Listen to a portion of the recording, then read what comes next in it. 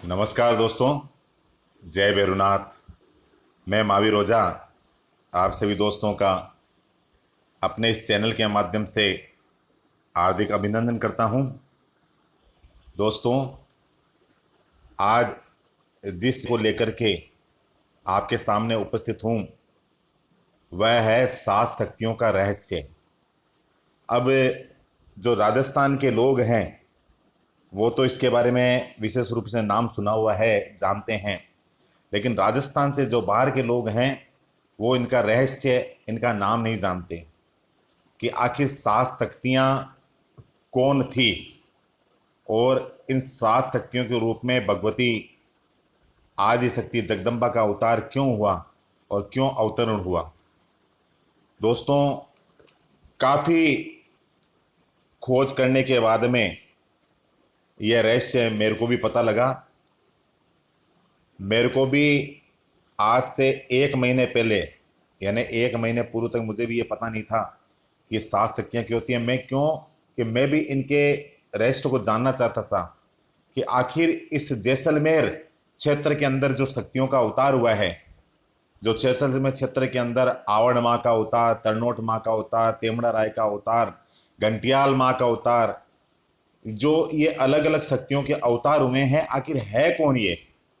और जहां भी जाता था, जिस भी मंदिर में जाता था, वहां 7 बहनों के रूप में 7 देवियों की एक तस्वीर, एक चित्रपट पत्थर के रूप में या लकड़ी के पाटे पर 7 बहनों का, 7 शक्तियों का, 7 देवियों का एक रूप मुझको दिखाई देता था।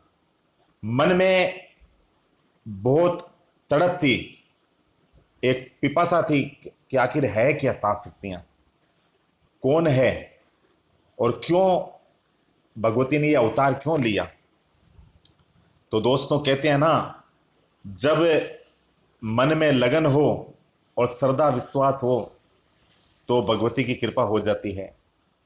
तो मां भगवती की कृपा हुई मुझ पे और ये शक्तियों का रहस्य मुझे पता लगा और ऐसी गुप्त जानकारी, गुप्त पुस्तक मेरे हाथ लगी जिनके अंदर इन सब शक्तियों का रहस्य था।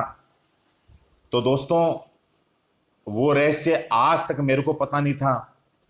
तो मेरे मन में विचार आया कि क्यों न इसका एक वीडियो बनाया जाए और लोगों को पता हो कि ये 7 शक्तियां कौन है। साक्षात भगवती जगदम्बा मां हिंगलाज का अवतार है। हिंगलाज ने ही अवतार लिया है अलग अलग रूपों में, आवण मां के रूप में, 7 बहनों के रूप में।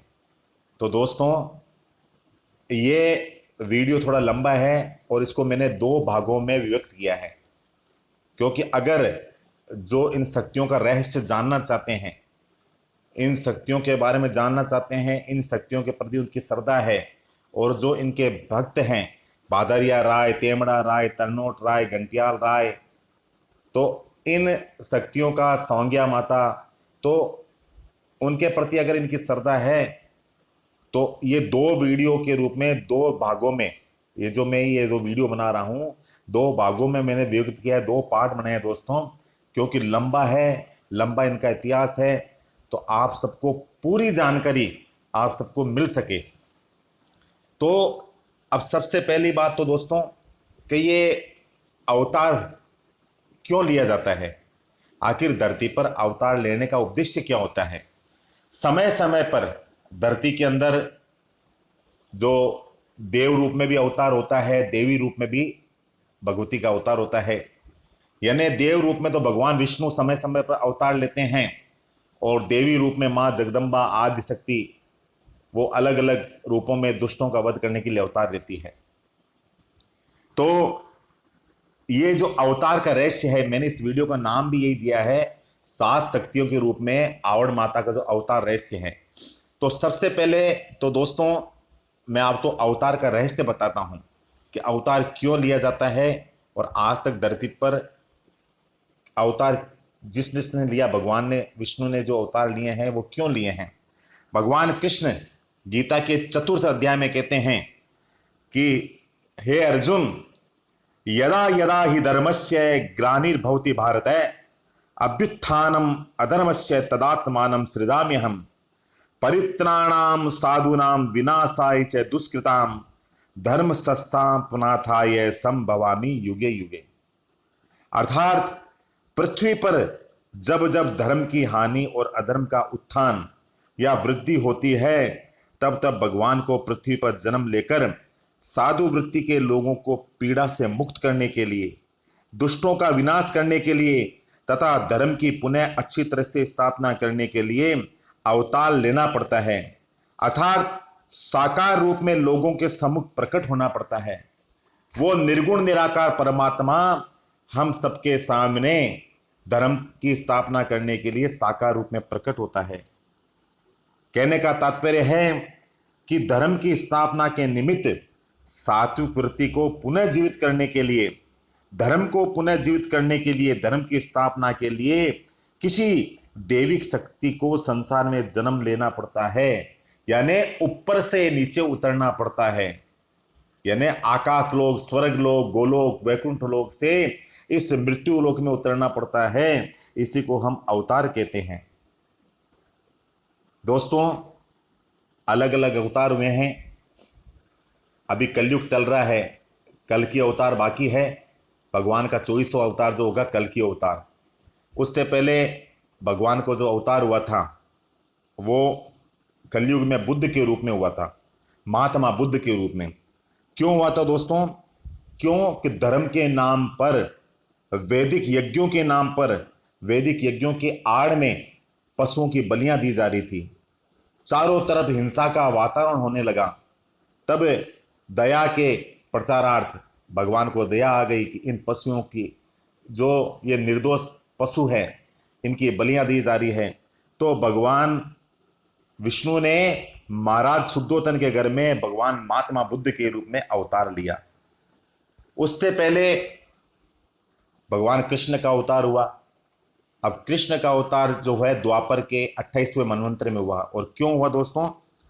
कि महाभारत काल में जो विद्वान लोग थे, भीष्म पितामह, द्रोणाचार्य, कृपाचार्य, ऐसे विद्वान लोगों की बुद्धि भी विकृत हो गई थी। क्यों हो गई थी? कि दुर्योधन जैसे दुष्ट जीव का, दुष्ट व्यक्ति का अन्न खाने के कारण उन जो विद्वान लोग हैं, भीष्म पितामह, द्रोणाचार्य, कृपाचार्य, उनकी बुद्धि विकृत हो गई।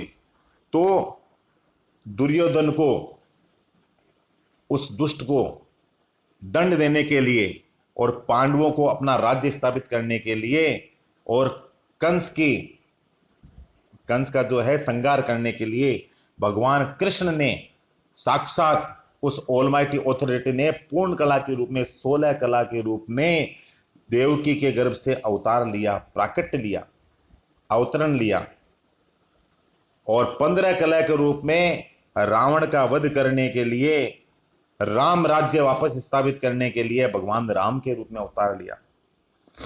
तो दोस्तों, इस धरती पर समय समय पर बहुत अवतार हुए हैं, देव्य रूप में, देवी रूप के अंदर।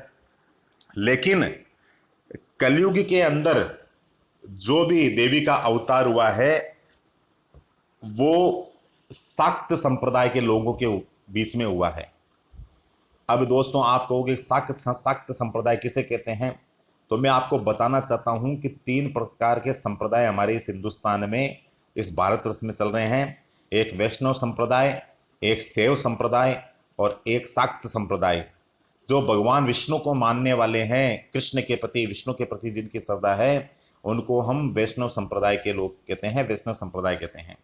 जो शिव को मानने वाले हैं, शिव के प्रति जिनकी श्रद्धा है, उनको हम शैव संप्रदाय कहते हैं।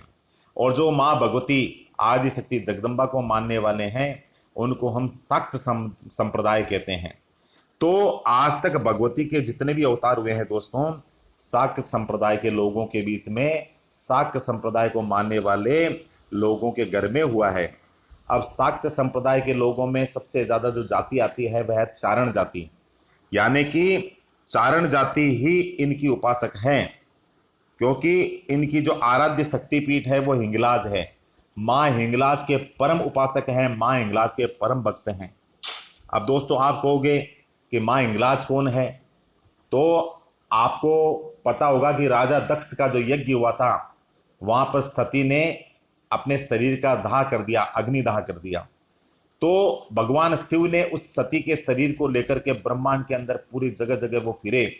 तो भगवान विष्णु के सुदर्शन चक्र से सती के जो जितने भी अंग थे वो विखंडित हो गए, और जहां जहां सती के अंग पड़े वहां पर एक एक शक्तिपीठ का निर्माण हो गया। तो अगर देवी भागवत के अनुसार चले तो 108 शक्तिपीठों का रहस्य मिलता है। कालीखंड के अनुसार और अन्य पुराणों के अनुसार हम 51 शक्तिपीठ, 52 शक्तिपीठ का उल्लेख मिलता है। तो जो 108 शक्तिपीठ है उनमें से जो हिंगलाज शक्तिपीठ है वो पाकिस्तान के अंदर है, बलूचिस्तान पाकिस्तान के अंदर। यहां पर मां भगवती सती पार्वती का जो सिर का भाग गिरा था, यहां पे कौन सा भाग गिरा था दोस्तों? सिर का भाग। सिर का भाग गिरने से और मां के जो सिर था उसके अंदर हिंगुल यानी कुमकुम भरा हुआ था। मां के जो सिर का भाग था, जैसे हम जो औरतें लोग होती है वो सिंदूर भरती है, तो मां के जो सिर का भाग यहाँ पे गिरा था उसमें सिंदूर भरा हुआ था, हिंगुल भरा हुआ था, इसलिए इस शक्तिपीठ का नाम हिंगलाज हो गया। और इस शक्तिपीठ को मानने वाली जो जाति है वो है चारण जाति दोस्तों। और चारण जाति के घर में ही आज तक जितने भी अवतार हुए हैं, देवी के अवतार हुए हैं, वो चारण जातियों के ही घर में और क्षत्रिय राजपूतों के घर में हुए हैं। क्यों हुए दोस्तों? कि आज भी हिंदुओं में जो दूसरी जातियां हैं, क्षत्रिय जातियां हैं, वो चारण जाति के लोगों को देवी पुत्र के रूप में संबोधित करती है। इनके घर में जब भी कोई लड़की उत्पन्न होती है या जब कोई लड़की का जन्म होता है, तो बचपन से ही इनको ये शिक्षा दी जाती है कि तू साक्षात देवी है, मां हिंगलाज का अवतार है और मां हिंगलाज ने तुझको अपने अंश से उत्पन्न किया है। तो यही वजह है कि आज तक जितने भी अवतार हुए हैं चारण जाति के अंतर हुए हैं, 9 लाख लौड़ी याल, यानी इस पद का रहस्य यह है दोस्तों कि देवी के आज तक चारण जाति में साधारण और असाधारण रूप से 9 लाख अवतार हुए हैं। 9 लाख अवतार हुए हैं और प्रमुख रूप से 84 अवतार हो चुके हैं। देवी के कलयुग के अंदर 84 अवतार कलयुग के अंदर देवी के हो चुके हैं दोस्तों चारण जाति में। इसलिए ये जाति महान है, देवी उपासक है। और चारण जाति में सबसे पहला जो अवतार हुआ देवी का, जो अवतार कलयुग के अंदर हुआ, वो प्रथम अवतरण भगवती हिंगलाज का अवतार उम्मट दे यानी आवड़ जी के रूप में हुआ। मां आवड़ के रूप में हुआ दोस्तों इसका उनका अवतार। भगवती का चारण जाति में जो प्रथम अवतार हुआ है, पहला अवतार चारण जाति के अंदर, वो आवड़ माता के रूप में हुआ है। आवड़ माता के रूप में देवी जो आवड़ है वो मां हिंगलाज का अवतार मानी जाती है।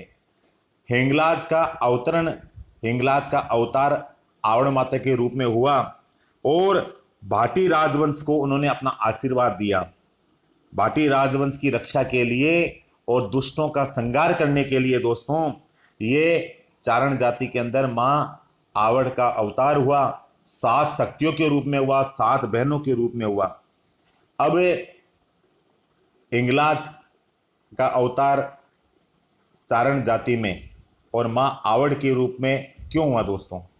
आखिर ऐसी क्या वजह थी कि हिंगलाज देवी का आवड़ के रूप में अवतरण होना पड़ा, मां हिंगलाज को आवड़ के रूप में अवतरित होना पड़ा और चारण जाति के घर में और जैसलमेर क्षेत्र के अंदर, जैसलमेर रियासत के अंदर मां हिंगलाज का अवतरण आवड़ मां के रूप में 7 शक्तियों के रूप में हुआ दोस्तों।